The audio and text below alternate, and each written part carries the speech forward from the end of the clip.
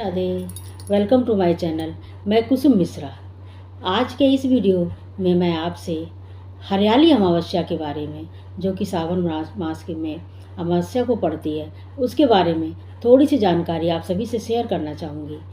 ये कब है अमावस्या और इसको किस नामों से पुकारा जाता है और इसमें हमें क्या उपाय करना चाहिए और विशेष तौर से इसमें किसकी पूजा आराधना होती है और इसको हरियाली अमावस्या ही क्यों कहते हैं, आज के बारे में मैं थोड़ी सी जानकारी आप सभी से इसी चैनल में, इसी वीडियो में आप सबसे इसे शेयर करना चाहूँगी। प्रिय दर्शकों, श्रावण मास में जो इस समय चल रहा है चतुर्मास के अंतर्गत, तो इसमें जो श्रावण मास में जो अमावस्या आती है उसे हरियाली अमावस्या और श्रावणी अमावस्या दोनों ही नामों से पुकारा जाता है। तो इसमें हर बार की तरह इस बार भी कुछ विशेष है, क्योंकि इसमें कई नक्षत्र शुभ पड़ रहे हैं। जैसा कि ये 24 जुलाई दिन गुरुवार को ये अमावस्या पड़ रही है, तो इस दिन गुरु पुष्य नक्षत्र का भी योग है। हालांकि प्रातःकाल जब हम सो के उठेंगे तो उस समय तो ये पुनर्वसु नक्षत्र है, पर ये बाद में गुरु पुष्य नक्षत्र भी पड़ रहा है गुरुवार को पड़ने के कारण, और शाम के समय अमृत योग भी मिलेगा, तो इसलिए ये बहुत ही शुभकारी है। तो इस दिन हमें शुभ कार्य क्या करना चाहिए कि जैसे कि और सब पूजा पाठ करने के साथ साथ हमें इस दिन एक वृक्ष अवश्य लगाना चाहिए और पीली वस्तुओं का दान भी करना चाहिए। इसके साथ ही हमें इन सब बातों का भी ध्यान रखना चाहिए कि इसमें इस दिन अमावस्या है। जैसा कि हर तिथि हर एक देवताओं या पितरों को समर्पित होती है। जैसे कि पंचमी है तो ये नागों को समर्पित होती है, चौथ है तो गणेश जी को समर्पित होती है, अष्टमी है तो माता रानी को, आदि तिथियां पर समर्पित हैं सभी को। उसी तरह से ये अमावस्या जो है खास तौर से पितरों को समर्पित होती है, और जो पूर्णमासी होती है वो देवताओं के लिए समर्पित होती है। तो ब्रह्मा जी नारद पुराण में नारद जी से कहते हैं कि ये पितृ जो है इनको हम ये पितरों को हम ये अमावस्या समर्पित करते हैं। तो इसमें हमें क्या करना चाहिए कि जैसा कि अगर पितृ हमारे खुश हैं तो हमारे घर में पितृ दोष नहीं होता है और हमारे संतान परंपरा, धन धान किसी चीज़ की कमी नहीं रहती है। इसलिए हमें पितृ अमावस्या वाले दिन इसका हमें ज़रूर उनको कुछ नियमों का पालन करना चाहिए, जिसमें कि हमारे पितृ शांत रहें और प्रसन्न रहें और हमें वहाँ से आशीर्वाद दें। तो इसमें ब्रह्मा जी ने नारद जी से कहा है, ब्रह्मा जी ने नारद पुराण में नारद जी से उपदेश देते हुए बोला है कि इस महीने जो चतुर्मास का मास प्रारंभ इस समय चल रहा है, तो इसमें हमें 4 कार्य अवश्य करना चाहिए। देवार्चन नंबर 1 पे, नंबर 2 पे दान, नंबर 3 पे होम, और उसके बाद पितरों को श्राद्ध या अथवा तर्पण अवश्य करते रहना चाहिए।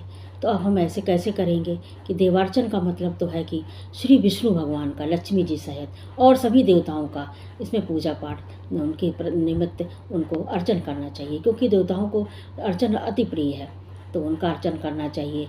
कल गुरुवार पड़ रहा है, गुरुवार को पुष्प नक्षत्र भी है, तो पीले पुष्पों का, पीली चीज़ों का उनको भोग लगाना चाहिए। और उसके बाद दान करना चाहिए। तो दान में आप कुछ भी दान कर सकते हैं, परंतु इसमें सफ़ेद चीज़ों का दान अवश्य करना चाहिए। और सफ़ेद चीज़ों के साथ साथ काले तिल हमारे पापों को नाश करते हैं, पुण्यों को बढ़ाते हैं, तो काले तिलों का दान करना चाहिए। तिल को आप लड्डू भी बना सकते हैं और बाज़ार से भी मंगा सकते हैं, और ऐसे भी तिल दान कर सकते हैं। तो किसी सुयोग्य ब्राह्मण को दान करना चाहिए। और नंबर 3 पे क्या आता है कि हमें पितरों को तर्पण करना चाहिए, श्राद्ध करना चाहिए। तो श्राद्ध तो सभी के बस का नहीं, हम गृहस्थ लोग नहीं सभी दान कर सकते श्राद्ध, तो हम तर्पण अवश्य करें। तर्पण कैसे करना चाहिए कि एक तांबे के पात्र में शुद्ध गंगा जल, शुद्ध जल, और उसमें काले तिल मिला करके थोड़ी सी कुसा घास जो आती है वो पूजा पाठ की दुकान में मिल जाती है, वहाँ से घास डालिए, उसमें कुशा घास और तुलसी दल डाल करके उन दक्षिण मुँह की तरफ बैठ के, और उसमें कोई आसन में बैठ करके सूर्य की तरफ मुँह करके, और उसमें उनकी तरफ पितरों के निमित्त को स्मरण करते हुए और गीता के 7वें अध्याय का पाठ करना चाहिए। और उसके बाद उस लोटे को ऐसे देखते हुए, उस जल में देखते हुए भगवान नारायण से ये प्रार्थना करना चाहिए कि आज का जो मैंने ये पाठ किया हमारे पितरों की प्रसन्नता के लिए, पितरों को समर्पित हो, ऐसा बोलते हुए प्रार्थना करना चाहिए। और उसके बाद इस मंत्र का भी आप जाप कर सकते हैं कि ओम देवताभ्यः पितृभ्यश्च महायोगेभ्यो च नमः स्वधाय स्वाहा स्वाहाय नित्यमेव नमो नमः। इस मंत्र का जाप करते हुए भगवान हरि विष्णु को समर्पित कर देना चाहिए। और इसके दिन ये तो हमारा पितृ निमित्त कार्य हुआ। और इस दिन आपको एक वृक्ष का अवश्य लगाना चाहिए, क्योंकि ये सावन का महीना चल रहा है और वृक्ष हमें ऑक्सीजन भी देते हैं, और पीपल वृक्ष का विशेष तौर से। और उसके साथ में ही हमें क्या करना चाहिए, हमें दीप दान करना चाहिए। तो दीप दान आप पीपल के वृक्ष के नीचे भी कर सकते हैं, घर के मंदिर में कर सकते हैं, शिवालय में भी कर सकते हैं, किसी नदी या सरोवर के किनारे भी कर सकते हैं। दीप दान का अति महत्व होता है अमावस्या वाले दिन। और इस दिन विशेष तौर से पितरों के निमित्त दीप दान अवश्य करते रहना चाहिए। तो ये सब जानकारी हुई।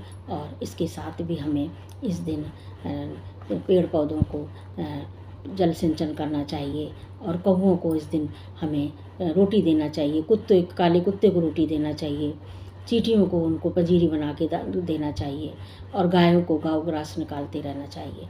तो ये सब करते रहिए। और बस हमारा वीडियो यहीं तक रहा। तो मिलते हैं बहुत जल्दी नए वीडियो में। तब तक के लिए राधे राधे, धन्यवाद।